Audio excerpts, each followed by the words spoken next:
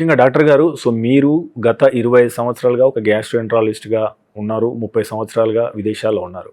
So American వైద్య విధానం చూస్తా అంటే ఎక్కువ టెస్టులు చేయిస్తారు. వాళ్ళు అంటే ఎవిడెన్స్ బేస్డ్‌గా పోతారు కాబట్టి అక్కడ వైద్య విధానానికి ఎక్కువ ఖర్చవుతుంది.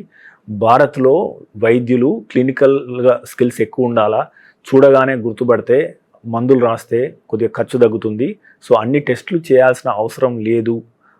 అట్లా చేస్తే ఇక్కడ ఖర్చు పెరుగుతుంది. సో ఇది మనకు అవసరం లేదు అన్న అభిప్రాయం కొంతమందిలో ఉంది. సో దీంతో మీరు ఏకీభవిస్తారా? అమెరికా వైద్య విధానానికి, భారత వైద్య విధానానికి తేడా ఏంటి? Which one is best? ఒక రకంగా ఏకీభవిస్తాను. అమెరికాలో టెస్టులు ఎక్కువ చేస్తారు.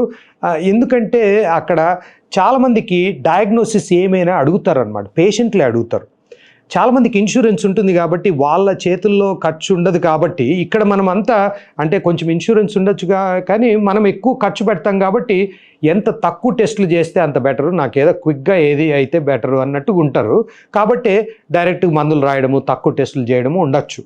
కానీ అమెరికాలో ఎట్లంటే వాట్ ఈజ్ మై ప్రాబ్లం అని అడుగుతారు ఫస్ట్.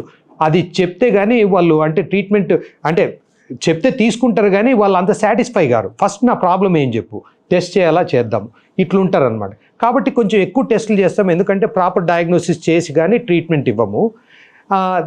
కానీ వరల్డ్ వైడ్ మెడికల్ ఫీల్డ్లో ఒక ప్రాబ్లం ఏమంటే మనం we are more reactive than proactive. అంటే prevention is better than cure అంటాం కదా. మనము సిమ్టమ్స్ వచ్చేంతవరకు ట్రీట్ చేయము. అది అమెరికాలో ప్రాబ్లం, ఇక్కడ ప్రాబ్లం, ఇక్కడ ఇంకా ఎక్కువ ప్రాబ్లం అనమాట. అది ఇక్కడ మనకు పూర్తిగా ఇంకా అసలు లేవలేని పరిస్థితో లేకపోతే షుగర్ బాగా పెరిగిపోయి కోమా స్టేజ్లో వచ్చే ఇట్లా హార్ట్ అటాక్ వస్తే కానీ మనం డాక్టర్ దగ్గరికి వెళ్ళాం. ఆ రకంగా అమెరికాలో ఆ డిఫరెన్స్ అడుగుతున్నారు కాబట్టి చెప్తున్నాను.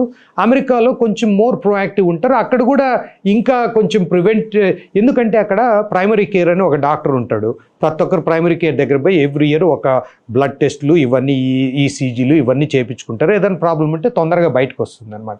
అట్లా కొంచెం ప్రివెంటివ్ కేర్ అమెరికాలో బెటర్, ఎందుకంటే రెగ్యులర్ ఫాలోఅప్స్ ఇవన్నీ ఉంటాయి. కానీ ఇండియాలో అడ్వాంటేజ్ ఏమంటే అక్కడ డాక్టర్ని చూడాలంటే అక్కడ డాక్టరు ఒక్కొక్క పేషెంట్ 15 మినిట్స్ ఒక టైం స్లాట్ ఉంటుందన్నమాట.